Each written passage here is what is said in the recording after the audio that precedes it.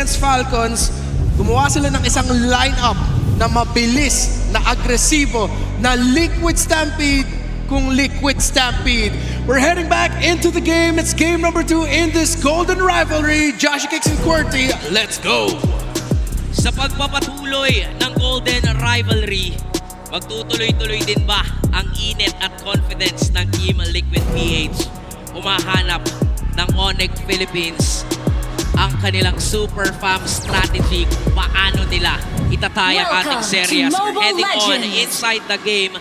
At gusto ko ding balikan yung mga pinag-uusapan ng ating mga panelists. Knowing na parang mahihirapan daw dito ang Onyx kasi tila ba super agresibo ng lineup na meron dito ang Liquid. Sobrang taas ng poke damage, even JP has it. Tapos yung Lunox pa nila on the mid lane, guaranteed din yung mabilis na ikot considering na kahit saan sa mapa ay pwedeng puntahan ng maaga ng Team Liquid Philippines. And if you're asking for damage, even their XP lane can provide the damage that they need. So for Team Liquid, meron, sabihin man natin na kailangan nilang pangmadalian yung lineup, pero may time limit din kasi yung lineup nila eh. Dahil sa Moscow na hawak ni Kelra. Kumbaga, may pang late game pa rin talaga dito kasi si Kelra.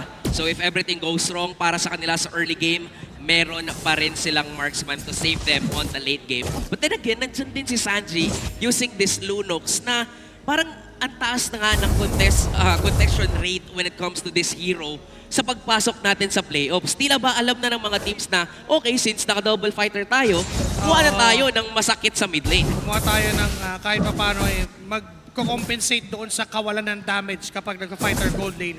And yun yung kailangan din pag-ingatan ng Onyx Philippines kapag naka-snowball din yung Lunox, pag bumilis yung mga items para dito kay Sanji, may hirapan din silang sumabay. Lalo na may may order of brilliance yan para makatakas dun sa engagement ng Onyx. Ang dami niyang kits daw, pwedeng pantakas, pang-engage, depende sa trip dito ni Sanji. Pero si Carl TZ, yung trip niya kanina sa Game 1, ang puro ikot papunta sa EXP lane. Pero ngayon, nagparamdam siya dun sa baba, pero alam din naman niya kasi na si Keller yung nandun. Pero ang agang dragon na mula kay Sanford. Dahil sinisibol na rin kasi yung pagong for Team Liquid Philippines. Retry para kay Carl. Tapos biglang atrasan na. Wala silang aabutan pero mukhang meron pala dahil nandyan pa rin naman ang Onyx at si Carl TZ pa ang makukuha nilang kapalit. Napakagandang chase down from Onyx Philippines. Pumunta pa si Kelra doon sa kanyang SOT at si King Kong ay kamuntik-muntikan pa. Pero mukhang may ipit yung dalawang sumugod at si Sanford ay tutumba. Ngayon si Sanji pwedeng isunod. Low na rin ang HP. Pero dahil sa nakuha ng Onyx, sila pa yung nakalamang dun sa teamfight. Ganda ng counterplay ng Super Fam. Alam nilang marami lang binuhos na resources ang Team Liquid at sila'y marami pang meron at available. Kaya nag-counterplay, naghabol pa sila and eventually winning that team fight. Medyo na-caught off guard din talaga doon ang Team Liquid. Plus, nagganda rin ang backup ni Kelra. Parang alam niya rin kasi na pupunta si Oheb since naka-double fighter nga dito ang Liquid. So hindi siya nagpapatalo. So 1v1 sa rivalry talaga ni Oheb at si Kelra. Alam mo, ayaw nilang magpapatalo sa isa't isa. Sobrang nag-develop na itong rivalry na to eh. Kung noon, palupitan lang, 1v1 sa lane. Ngayon, dumarating na rin kasi yung pag-usbungan ng fighter gold lanes. Dumarating din yung pagsama ng mga gold lanes sa mga kakampi niya. And yun yung nangyayari for TLPH. Malaki yung value na inaasahan nila from OHEB because of the setups din na pwede niyang gawin. Pero meanwhile, on the middle lane, Brusco tried to taunt itong si Sanji. Nagamit yung Order of Brilliance, may info sila na pwede nilang targetin ulit yung mid lane. That is why King Kong nag-aabang sa doon sa right mid bush. Alam mo, in compare with Game 1, ito yung wala sa Onyx PH. Wala silang matinding initiator at wala din silang early damage. Pero ngayon, nandun na lahat eh. Diba? Nandyan si Brusco, nandyan pa nga si Prince na pwedeng kumapya dito ng mga ultis at Team Liquid. Dagdag pa natin yung damage ni King Kong plus ni Kirk. Kumbaga yung mga wala sa kanila, present na present ngayon and magiging present na rin ang Turtle at tila ba mukhang kinalaban din ng Onyx to. Pero nakapwesto na rin ang TLPH. Magagaling doon sa gitna si Super Prince at si King Kong. Kita naman ni Sanji na may dalawang manggagaling doon ni Carl TZ. Hindi naman siya nagmamadali dito. Alam niya rin na may lamang siya when it comes to the retry battle dahil doon sa innate combo ng Lancelot, which is a Tornos retry. Pero marami pang ginagawang Dragon na. objective team fights ang Team Liquid. Look at Sanford. Sobrang layo niya na nag-zone doon pero babalik sa pagong at si Carty. Si pa rin ang makakakuha nun. Oh, Low may na si sibat. JP. Hinahabol lang si Super Friends sa kanyang kinopyang Black Dragon form. Pero si Brusco ay low na rin naman. Walang makukuha ang trade ngayon ng Onyx. Kaya lalamang ang Team Liquid. Wala rin namang namatay pero ganda kasi nung zone na ginawa ni Sanford. Kung hindi ako nagkakamali, naalala ko may nagbanggit. Either caster to o talent o idol natin na kung saan pagka daw nag-dragon na si Sanford, kahit wala siyang nakikita, may nakikita yan. Oo, parang nagkakaroon siya ng extra vision sa kanyang dragon. Alam niya kung saan pupunta pero Sanji Wed, kaya sa zone si Kelra ang target niya, tumba ang gold standard. Kaya naman yung Torre ang pwedeng isunod ng Team Liquid Philippines. Ang Team Liquid sa pagpasok ng playoffs, lagi talaga silang naghahanap ng play na kung saan ikakalamang talaga nila. Oo. Ngayon makikita natin kung kanina iba yung trip ni Carl, ngayon iba rin yung trip ni Sanji. Ang trip nila pahirapan sa gold lane si Kelra and si Carl Lito nararamdaman na rin yung usok nitong Lancelot niya. Tapos si JP, grabe din yung pag-zone out. Tila ba confident talaga ang Liquid sa pagpasok dito sa Day 2. At hindi pa yan yung normal na kalid na nakikita natin kasi normally nung pagkatapos ng Project Next o nung kakarating pa lang ng Project Next, yung Fury Hammer yung ginagamit ng mga kalid na first item. This time, it's a Thunderbelt para kay JP. Amplifying pa yung kunat niya at yung kaya niyang gawin sa mga clash. At Kirk, medyo nahigupan ng onting sa essence, kaya naman mapipilitan siyang umatras. And in return, si Sanford ay bumalik yung kanyang buhay, kaya pwedeng mas mag-angas. Pero si King Kong ay nandun, nag-aabang na rin naman. Itidep lang nila yung Torre, at alam din ng Onyx Philippines na hindi tayo pwedeng magpalalim laban sa Yuzong ni Sanford. Tumatahi pa si Carl TZ dito. Talagang mainit ang Team Liquid. And they're on the stampede. Gusto nilang madaliin talaga tong laban against Super Fam. Pero yung kinopya dito ni Super Friends, ultimate ni Sanji. Yung brilliance yung mga kopya mo dyan.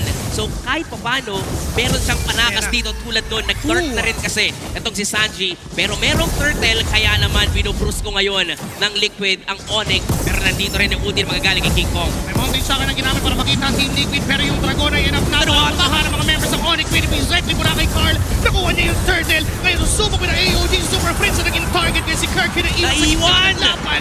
Double kill for Carl TZ. Yes, buhay si Brusco, pero patay ang dalawang kampe ng Onyx Philippines. Hindi pa sila doon magtatapos. Tatahiin pa ni Carl TZ yung mismong laban na to. Pero nandiyan si Brusco, kaso lang hindi enough.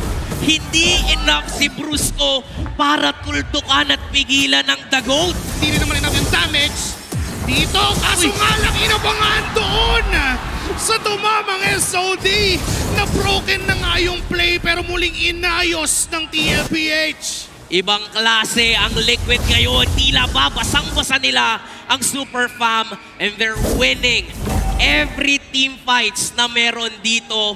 And for Onyx, kung tayo nasa posisyon nila, anong gagawin mo? Kailangan magtiis dito, kailangan mong mapag-item pa itong si Kelra. Up naman na yung kanyang corrosion site, papunta na siya sa Golden Staff and eventually yung DHS and yun yung pinakailangan nila entering this team fight dahil tatlong makunat ang pwedeng humarap from the side of TLPH. But again, we're looking at TLPH casually winning every single team fight, casually winning every single objective since game number 1. 3 turtles to none compared to Onyx.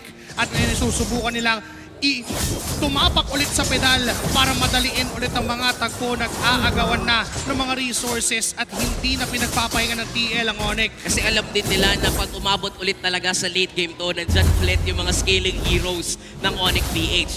This is similar with game number 1 na kung saan may double marksman setup yung Onyx. Double marksman setup pa rin to. Diba? May Yison Shin, may Moskov, kaya minamadali na talaga ng Stampede na meron dito ang Cavalry. Ito na yung Dragon. Ayun na!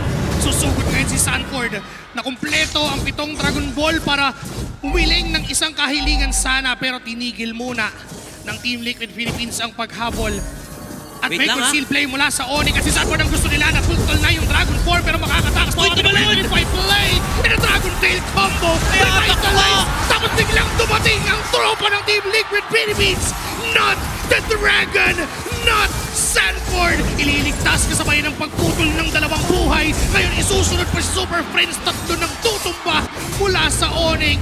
At mukhang libre na naman ang objective for Team Liquid Philippines. Lord secured para kay Carl TZ at sa Team Liquid Philippines. At grabe yung mismong basa nila sa laro. Tila ba parang pinang-bait out lang nila yung Dragon kasi alam nila na magka-counterplay ang Onyx. Ngayon susubok na naman si Kirk Bigyan. Dito si Oheb. Pero meron na namang naka-ready para suportahan yung kakampi nila. Nandyan si Sanji. Kapag anytime bubugbugin nyo si Oheb, nandito ako para tulungan yung tropa ko. Ganong-ganoon yung ginawa ng Liquid kanina nung gusto nang patayin ng Super Fam si Sanford. Bigla na lang may dumating na parang tinawag na backup right from the start. Ngayon, yung tinawag na backup ng Team Liquid Philippines ay yung Lord nagmamarcha sa babang bahagi ng mapa. Pero again, ang target nila yung gitna dahil may outer turret pa. Pero mukhang nagpalit ng plano. Sa baba na lang daw tayo dahil si Carl ay nandun na. Pinindit Sumubok Dragon. na ng damage pero tinawag na muli ang Dragon. At nandun pa yung I'm offended. Sumubok din ang Team Liquid na pasukin mismo sa basket. Hindi makaalis ang Onyx Philippines. Hindi makaalis doon sa ground control na ginagawa ng Team Liquid at naipit ng naipit hanggang sa tuluyan ng masaktan. And Super Prince na lang ang nag-iisang dedepensa. Ngayon ang TL ay isang laban na lang ang kailangan. Match point for the Cavalry!